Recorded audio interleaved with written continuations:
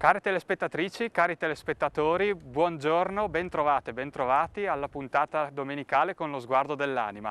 Oltre che buongiorno, oggi diciamo anche buona Pasqua. Infatti andiamo in onda anche in questo che è il giorno più significativo per i cristiani, più significativo di tutto l'anno. E a proposito di significati, siamo anche in un luogo davvero significativo per la città di Udine, ma oserei dire per l'intero comprensorio del Friuli Centrale, se non addirittura per l'intera regione. Non svelo oltre perché su questo avremo modo di capire tra poco esattamente dove siamo. Oggi vogliamo parlare di un tema che si aggancia alla celebrazione odierna, alla celebrazione della Pasqua. Parliamo infatti di speranza. La speranza è quella che con un occhio, con uno sguardo, lo sguardo della fede, lo sguardo dell'anima appunto, è quella fondata su un vuoto, che è stato il vuoto appunto della tomba di Cristo, risorto il giorno di Pasqua. Avrete visto che non c'è la nostra cara Anna, oggi però insieme a me è tornato il compagno di avventure di queste domeniche, Don Daniele Antonello. Buongiorno Don Daniele, bentornato. Buona domenica e buona Pasqua a tutti i telespettatori e le telespettatrici di Telefriuli. Io saluto Anna e le rubo la domanda che ogni domenica viene fatta a te. E quindi, Don Daniele, dove mi hai portato oggi? Guarda, fermo un attimo, no scusa adesso, ovviamente credo si riesca ad intravedere dove ci troviamo.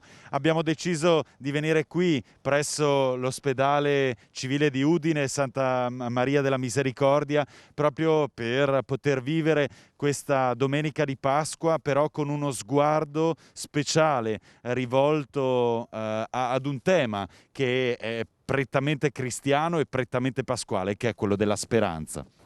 Ecco, proprio questo tema sarà al centro della puntata odierna con numerosi, anzi numerosissimi ospiti, perché oggi veramente facciamo l'en-plein, ma per entrare in profondità all'interno di questo tema, ecco la scheda che abbiamo preparato per voi. Cosa significa la Pasqua?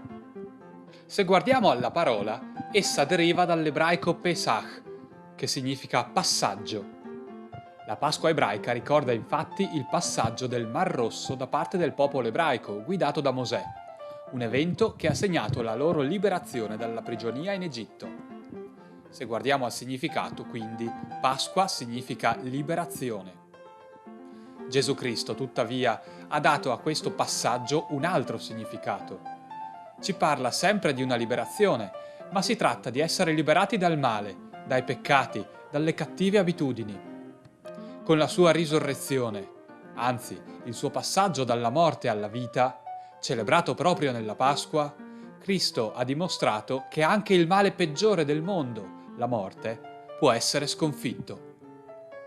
E questo è un grandissimo segno di speranza, specialmente in un tempo in cui tanti mali dilagano nelle nostre famiglie, nei nostri paesi, nel nostro mondo. Non ultimo il virus, che da oltre un anno sta stringendo tutti quanti nella sua morsa. Nella liturgia di oggi risuona forte una frase: la morte e la vita si sono affrontate in un prodigioso duello. E sappiamo che, nonostante tutto, alla fine l'ultima parola ce l'avrà la vita. Eccoci rientrati dopo la scheda che introduce il tema di oggi. Grazie alle riprese del nostro Paolo Bassi possiamo vedere dall'esterno i reparti Covid dell'ospedale appunto di Udine, dove molte persone questa speranza insomma la stanno alimentando, sia dal punto di vista di chi cura, quindi pensiamo a medici, infermieri, operatori sociosanitari, sia dal punto di vista di chi è curato e che quindi questa speranza veramente ce l'ha dentro, quella di poter riprendere la vita ordinaria, la vita normale. Abbiamo come ospite una persona importante quest'oggi che lavora proprio nei reparti che abbiamo visto inquadrati. Siamo infatti in compagnia di Anna Rita Durì, una infermiera nel reparto di terapia intensiva Covid proprio di questo ospedale. Benvenuta e bentrovata e buona domenica Anna Rita. Grazie e buongiorno a tutti i telespettatori. Ecco Anna Rita, lei è infermiera, dicevamo poc'anzi, proprio qui nel reparto di terapia intensiva Covid di questo ospedale. Incrociando gli sguardi con i pazienti che cura, che cosa l'ha colpita di più in queste settimane di lavoro molto intenso per voi? Beh, gli occhi sono lo specchio dell'anima delle persone e In queste settimane, diciamo in tutto questo intero anno di pandemia, abbiamo visto e accolto delle persone che si trovano in un momento di estrema vulnerabilità, e quindi guardandole, assistendole, tu vedi un sacco di emozioni e di sentimenti, e vedi la paura innanzitutto, a volte la disperazione, la malinconia, che rappresentano il vivere, il dover vivere una situazione così importante nella propria vita in uno stato di solitudine. Ma non c'è solo questo, per fortuna non c'è solo questo, c'è anche uno sguardo di speranza e di vita nel momento in cui finalmente le cure riescono a dare i loro benefici. Ecco, a proposito di speranza e di questa parola che contraddistingue proprio la puntata di oggi, lei, ma così come gli altri operatori sociosanitari, gli altri infermieri, i suoi colleghi e i medici, siete proprio delle ancore di speranza per chi è qui ricoverato, ma anche per chi sta fuori, mi verrebbe da dire, i parenti, gli amici di chi qui lotta contro il virus. Cosa significa avere anche questa responsabilità, oltre a quella sanitaria, anche quella di infondere questa speranza? Beh, ad essere sinceri è un grande peso, non posso negare che non sia un peso, perché noi accogliamo tutti questi sentimenti, tutte queste attese, tutte queste speranze, e le conserviamo nel profondo del nostro cuore, insomma. E quindi anche da parte nostra come operatori, ma anche e soprattutto prima di tutto come persone, siamo sicuramente felici e consapevoli di questo tesoro che viene riposto nel nostro scrigno, insomma, e ne conserviamo con cura, con grande rispetto e il ricordo, insomma. Ecco, possiamo dire quindi che il luogo in cui ci troviamo, l'ospedale, appunto, questo ospedale, ma anche, mi sento di estendere la cosa anche agli altri nosocomi del territorio e non solo, sono proprio dei veri luoghi di speranza. Uno che finisce in ospedale ogni tanto, cioè spesso presumo, è molto preoccupato, però non si pensa che l'ospedale appunto è un luogo di cura, di guarigione, di vita, possiamo dire, no? Ecco, dal suo punto di vista di infermiera, domanda non proprio semplicissima, ma che cos'è la speranza? No, non è semplice come domanda, però proprio per questo mi è difficile rispondere con delle parole. Molto più facile forse con delle immagini. Pensando alla speranza penso ad una luce nel buio, penso all'alba di un nuovo giorno, penso alla vita di un bambino che nasce, ma penso anche ai nostri pazienti, quando vedo una lacrima o un sorriso, nel momento in cui magari si fa una videochiamata ed entrano in contatto con i loro cari. La speranza è anche il desiderio di tutti noi operatori di fare fino in fondo e bene il proprio dovere. Ecco, mi sento di dire così. Beh, non è poco, se permette, quindi è veramente un pensiero bello quello che ci dona. Mi piace pensare che questa bellezza arriva proprio in un giorno particolare come la Pasqua. Grazie Anna Rita per essere stata con noi. Colgo l'occasione, ringraziando la nostra ospite, di esprimere un ringraziamento anche alla direzione sanitaria dell'ospedale di Udine per averci permesso di registrare questa puntata proprio qui tra i viali dell'ospedale. E proprio qui è stato ospite, in qualità però di degente per lungo tempo, Rudy Bagatto, che ora ascoltiamo nella testimonianza che ci ha voluto regalare. Rudy Bagatto, lei è stato tra i primi friulani a essere ricoverato per Covid. Ne è guarito dopo una lunghissima convalescenza. Ci può raccontare in breve la sua storia? Sono i primi di marzo, quando ancora non c'è l'obbligo di indossare la mascherina, quando comincio a causare una fortissima tosse e piano piano ho sempre più difficoltà a respirare. Dopo un paio di giorni a casa in cui l'alta temperatura non scende neanche con i medicinali, chiamo il 112 e trasportato dall'ospedale di San Daniele a Udine mi fanno il tampone e scopro di essere positivo. Già in quel momento la mia situazione era talmente grave che io non percepivo più la realtà. Per 2 o 3 giorni provano con le maschere a farmi respirare in modo autonomo, ma ho 60 respiri al minuto, quindi respirare è veramente difficoltoso. A questo punto, visto la gravità, i medici decidono di intubarmi in terapia intensiva e resto intubato il primo periodo per 15 giorni e il secondo per 9 giorni, in quanto dopo brevi miglioramenti purtroppo ricado nella difficoltà della malattia e quindi decidono di reintubarmi di nuovo. In tutto la degenza dura 55 giorni finché riesco a ritornare a casa, poi serviranno mesi per ripristinare del tutto la salute e poter tornare al lavoro in modo autonomo e sufficiente. Le più grandi difficoltà sono state sicuramente la lunga degenza, il reimparare a camminare dall'inizio perché si perde completamente la muscolatura quando si è in coma farmacologico e quindi viene richiesto un grande sforzo per ripristinare la muscolatura e reimparare a camminare in modo autonomo. In più l'assenza del contatto con la famiglia perché la prima telefonata a casa mia moglie la faccio dopo 32 giorni. A cosa pensava nei momenti più difficili, quando era ricoverato in ospedale? Cosa le dava forza in quei giorni?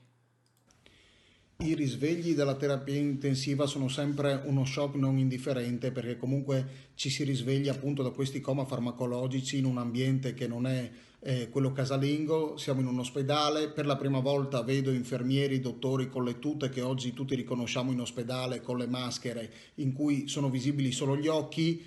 Non hai il contatto con la famiglia perché all'inizio veramente non riesci con la muscolatura neanche a sorreggere un telefono per poter chiamare casa, quindi veramente l'unico contatto sono i sanitari all'interno che peraltro ringrazio per l'umanità e la professionalità che hanno riportato nel curarmi. E dico nel curarmi sia nel fisico ma anche nell'anima, nell'aiuto nel capire questa situazione particolare in cui non si poteva avere contatti con l'esterno, quindi non si poteva vedere neanche un parente. Quello che mi è stato sicuramente,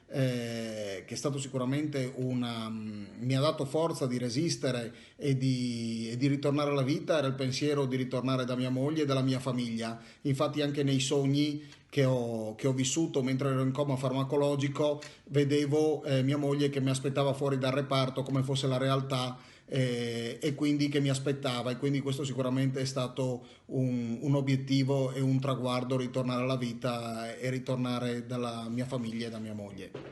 Cosa direbbe a chi oggi sta vivendo la stessa situazione che lei ha vissuto un anno fa?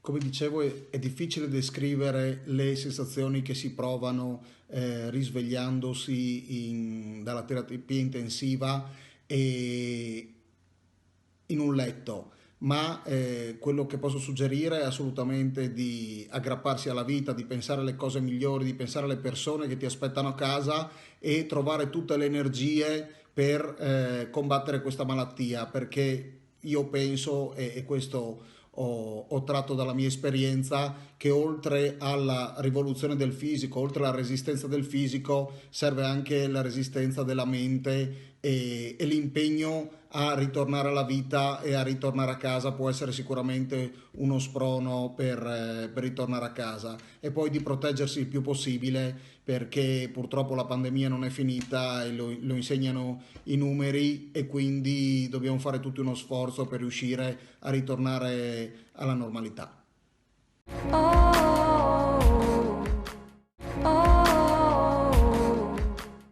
Eccoci di nuovo in trasmissione, care telespettatrici e cari telespettatori, allo Sguardo dell'Anima, la puntata speciale che va in onda proprio nella domenica di Pasqua. E proprio ora con il nostro caro Don Daniele vogliamo entrare un po' in profondità nel tema che vogliamo dare oggi, dopo aver sentito delle voci davvero significative di chi la speranza, proprio questo il tema odierno, ecco, la vive e combatte per lei proprio qui tra le corsie dell'ospedale. Don Daniele, la speranza cristiana è qualcosa di veramente profondo, se pensiamo alla giornata di oggi e a quello che celebriamo oggi. Credere che Gesù sia risorto dalla morte non è una cosa così semplice, mi viene da dire a maggior ragione in un tempo come questo, ma per il credente che cosa significa fondare la propria vita su un atto di fede così grande?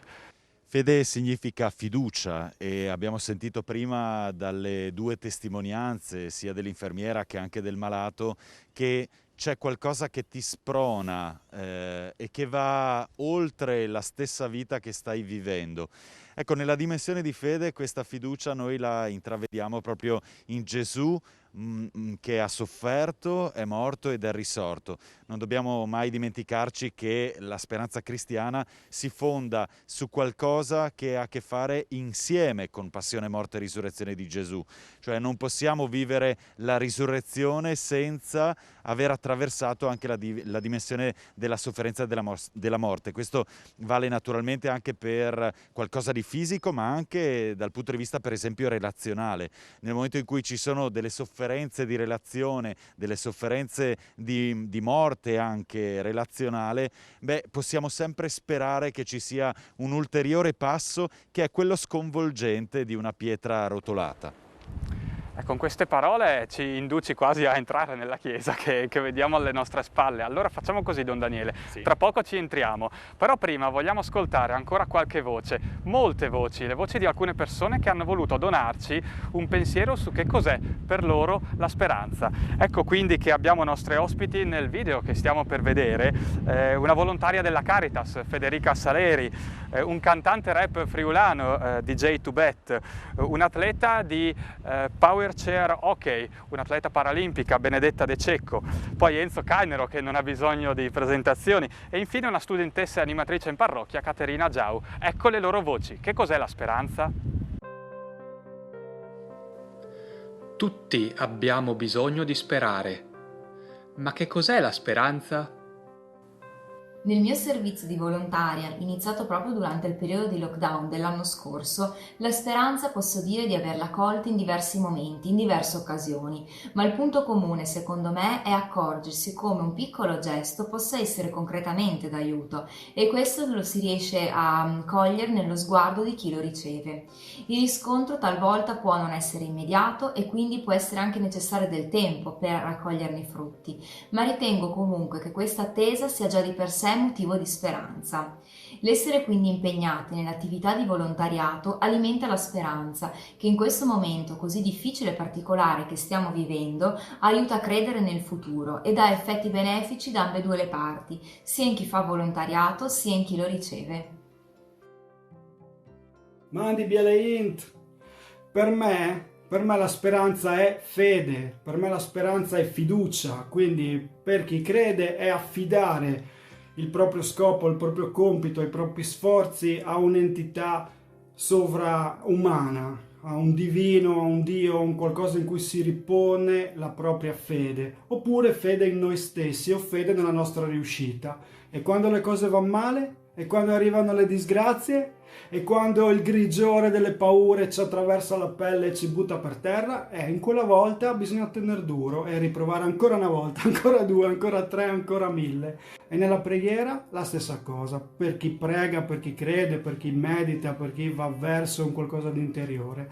Bisogna insistere, insistere, insistere, sapendo che un giorno qualcosa di bello verrà, qualcosa di buono accadrà. E qualcosa, credetemi, avviene. Il cuore prima o poi a furia di dai si scioglie. Tornerà la nostra gente a cantare. Fino ad allora tu non mollare. Questa è una frase che c'è nello striscione del palazzetto di Trieste della squadra di basket della città. E io, che sono una sportiva, voglio lanciare un messaggio proprio partendo da questo striscione. Partendo dal mondo dello sport, perché solo facendo squadra, giocando di squadra, ognuno con i propri ruoli, ognuno con le proprie peculiarità e con le proprie capacità, riusciremo a vincere. Riusciremo a vincere sempre, in ogni giorno, in ogni sfida, e potremo tornare presto a fare tutte le cose che abbiamo sempre fatto, con ancora più entusiasmo e più passione.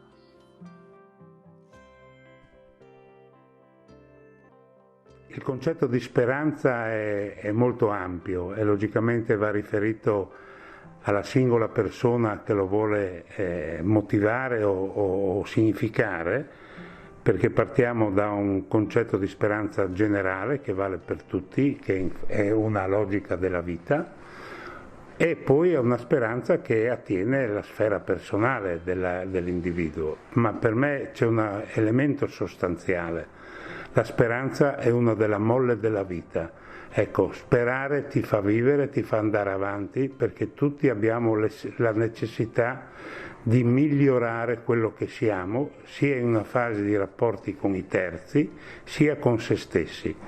La speranza logicamente è un elemento fondamentale per chi crede e questi giorni sono momenti molto importanti. Ecco, io sono stato fortunato, non ho avuto grosse conseguenze dal Covid, ma la speranza è proprio quello che si prova in certi momenti, cioè la speranza di recuperare le forze della vita, la speranza poi di affidarsi a qualcuno che dall'alto ti protegga, e che possono essere momenti religiosi, momenti legati ai tuoi cari che non ci sono più, e quindi io credo fermamente che se non si spera non si vive, se non si spera ci si affloscia e ci si adegua alle negatività. Per me questo è un aspetto molto importante.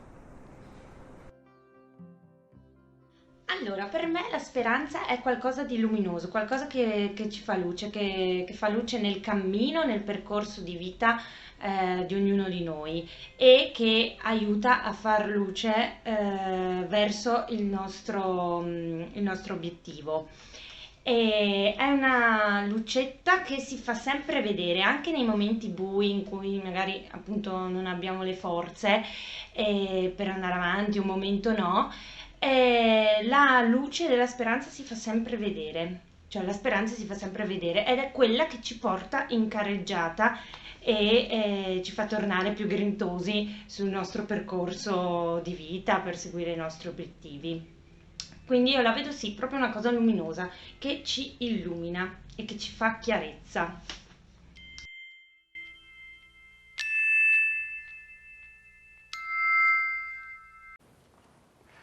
Che bello, eccoci Don Daniele, che bello sentire delle voci così numerose ma anche così entusiaste. Siamo entrati in chiesa, la chiesa dell'ospedale civile di Udine, e proprio qui vogliamo concludere questa puntata. Don Daniele, un ultimo pensiero. Proprio oggi, a Pasqua, durante la messa si canta un inno antichissimo con una frase che ti riporto in italiano, qualcuno poi la canta in latino, e dice così: Cristo, mia speranza, è risorto. Perché Gesù è speranza? L'ho sentito dire più di qualche volta in questa trasmissione, in questa domenica, ancora. Sappiamo che tradizionalmente la dimensione della speranza in senso cristiano viene proprio espressa simbolicamente con l'ancora. Ecco, Gesù è proprio questa ancora che ci può sostenere nel momento delle difficoltà, nel momento delle paure, nel momento delle angosce, nel momento delle morti. In quel momento lì abbiamo bisogno di un sostegno, e il sostegno è quella luce che appare proprio dietro di noi, il cero pasquale che in tutte le chiese abbiamo illuminato proprio questa notte. Ecco, quella luce è il segno che Gesù non ci lascia mai soli, e insieme con Lui, insieme con noi, insieme con tutta l'umanità possiamo camminare proprio avendo uno sguardo non soltanto rivolto verso il presente, ma anche verso il futuro. Mi verrebbe da dire, quindi, non lasciamo che questa luce si spenga, quella luce con la L maiuscola, e addirittura propaghiamola anche altrove, nel mondo, alle persone che incontriamo. Aggiungerei che Papa Francesco spesso in questi anni ha detto: non lasciamoci rubare la speranza, ed è l'augurio che vogliamo farvi in questa Santa Pasqua 2021.